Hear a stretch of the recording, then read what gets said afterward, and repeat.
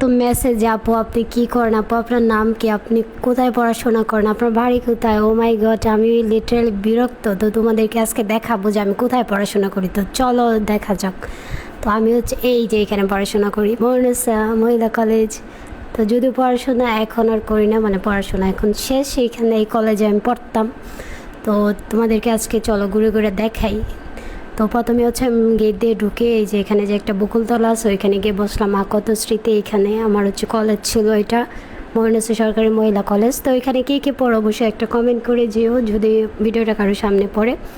তো এটাই ছিল হচ্ছে আমার কলেজ। আর এখানে আমি হচ্ছে পুরা কলেজের ভিতরে টই টই করে ঘুরতেছি, কারণ কলেজের ভিতরে সেই পুরোনো দিনের কথাগুলো মনে পড়ে যায়। যখন কলেজে যেতাম, ক্লাস করতাম, ক্লাস করার ফাঁকে ফাঁকে আবার যখন একটা ক্লাস থাকতো না তখন আবার ক্লাস হইতো, তখন বান্ধবীরা মিলে এই যে আশেপাশে ঘুরে বেড়াতাম। তারপর বকুলতলায় বসতাম, পুকুরকালে বসতাম। তো আমার একটা বান্ধবী ছিল সীমা, ওর সাথে এখন আর কোনো যোগাযোগ নাই। ওর বাসা হচ্ছে ময়মনসিং প্রপারেই, কিন্তু ওর সাথে আমার কোনো যোগাযোগ নেই।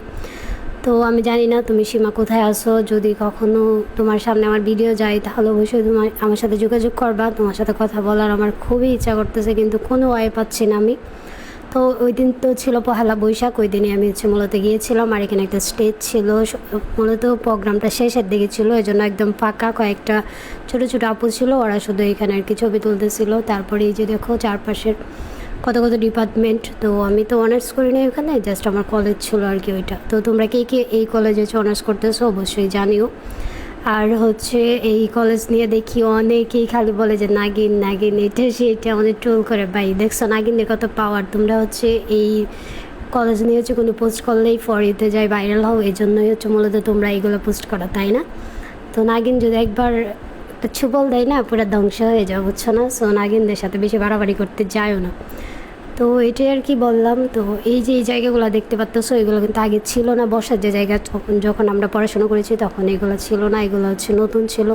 আর ক্যান্টিনটাও এটা ছিল না, আগে আরেকটা ক্যান্টিন ছিল। ওই ক্যান্টিনের সমোসা আমার অনেক বেশি পছন্দের ছিল, সবসময় আমি ওই ক্যান্টিনের সমোসাটা খেতাম। তো ওই বসার জায়গাটা যেহেতু নতুন হয়েছে তো ভাবলাম একটু বসে গিয়ে সেটা। আর ওই যে দেখতেছো পাশে একটা পুকুর, এই পুকুর ঘাটে অনেক অনেক স্মৃতি আছে আসলে। তো আমি এখানে একটু বসলাম। আর আমার ক্যামেরাম্যান ছিল হচ্ছে জান্নাত। জান্নাত যদিও এখন এখানে এসে পড়াশোনা করে, তো ভাবলাম যে যাও তোমার কলেজ থেকে ঘুরে আসি। আর আমার ওইটা কলেজ ছিল।